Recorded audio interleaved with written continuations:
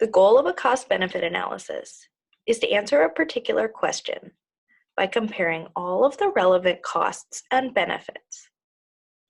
That sounds simple, but as we will see, this is a complex process with many steps. The first step is to frame the question. It matters whether we want to perform the cost-benefit analysis from the perspective of a business, an individual, a society, or a group within society. The second step is to determine all of the stakeholders, all of the potential groups of people who are affected by this choice. The third step is to identify all costs and benefits associated with the choice. The fourth step is to monetize those costs and benefits. That means to find the value in dollar terms. The fifth step is to adjust the costs and benefits for inflation and time preference.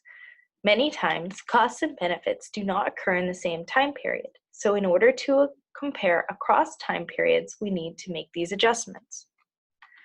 The sixth step is to compare all of the costs and benefits, and the seventh step is to run sensitivity analysis.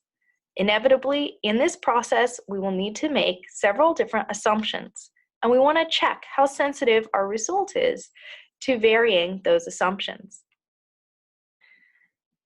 The best way to understand cost-benefit analysis is to take a look at how it works in practice. Let's look at a hypothetical situation in which a small company is trying to decide whether or not to upgrade their computer workstations. The question here is the initial cost of the new workstations worth the benefit in terms of increased productivity? The stakeholder is the company. We want to think about all of the costs and benefits accrued to the company as a result of this choice. The third step is to identify the potential costs and benefits. In this case, the cost of the upgrade will be to purchase the workstations, to install the workstations, and to provide additional tech support to employees as they adjust to the new computers. This cost works out to about $1,750 per employee. The benefits of the upgrade are that it will increase productivity over the next 5 years. These benefits will be $400 per employee per year. Notice that in this example, I have skipped the step of monetizing costs and benefits. That's because we will spend more time talking about the intricacies of this choice in a future application. The next step will be to adjust for inflation and time preference.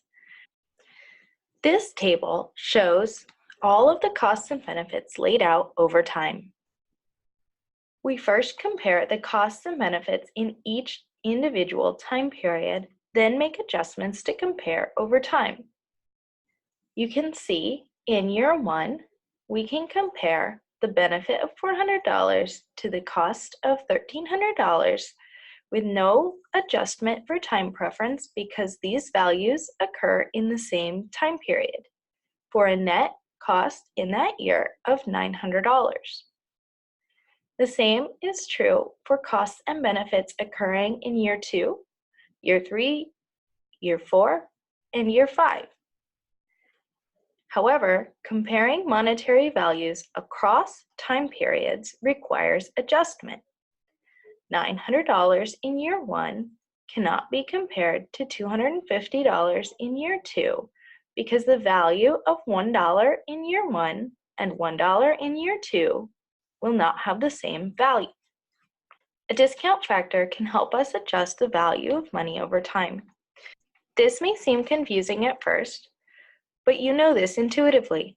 If I offer to pay you $100 today, or I offer to pay you $100 a year from now, you know very clearly that $100 today is worth more than $100 a year from now. We need discount factors because the value of money changes over time. This is true for several reasons. First, we are impatient. We want things now, not a year from now. Second, we will be richer in the future. The value of our wealth tends to increase over time. So the marginal value of $1 today is higher than the marginal value of $1 a year from now. And finally, we could invest our money instead of spending it on computers. A much more difficult question is, what discount rate should we use? It's common to assume a discount rate somewhere between 3 and 6%. This is a big range, and different government agencies use different rates. The Federal Office of Management and Budget, for example, uses 5%, whereas the EPA uses 3%. The CBO uses 2% plus or minus 2% for sensitivity analyses.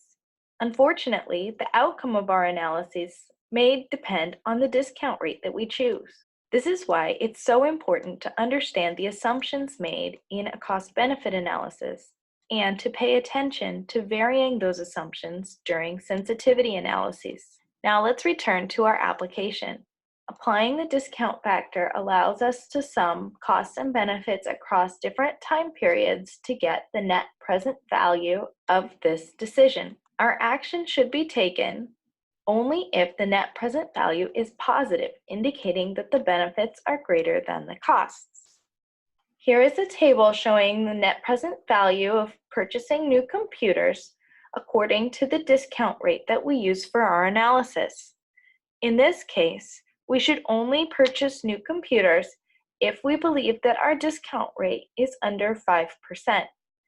For discount rates larger than 5%, the net present value is negative, indicating that the costs are larger than the benefits. In this video, we have started to see that although cost-benefit analysis is a powerful tool for decision-making, it also has several limitations.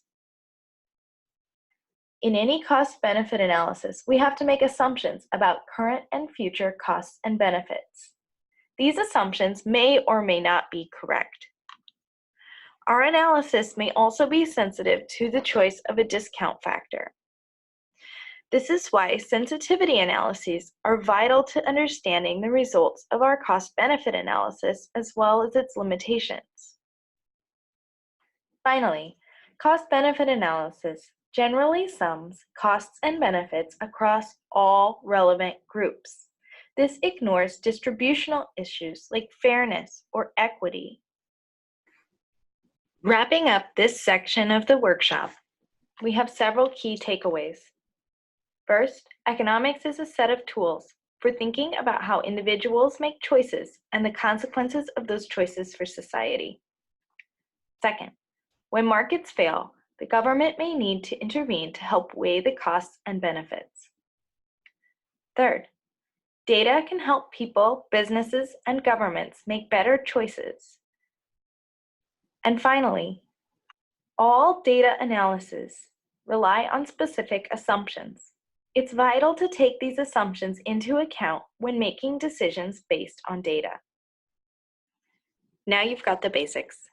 You understand the basic framework of cost-benefit analysis, and you understand its limitations. In the next video, we'll dive deeper into the methodology used to value non-market goods.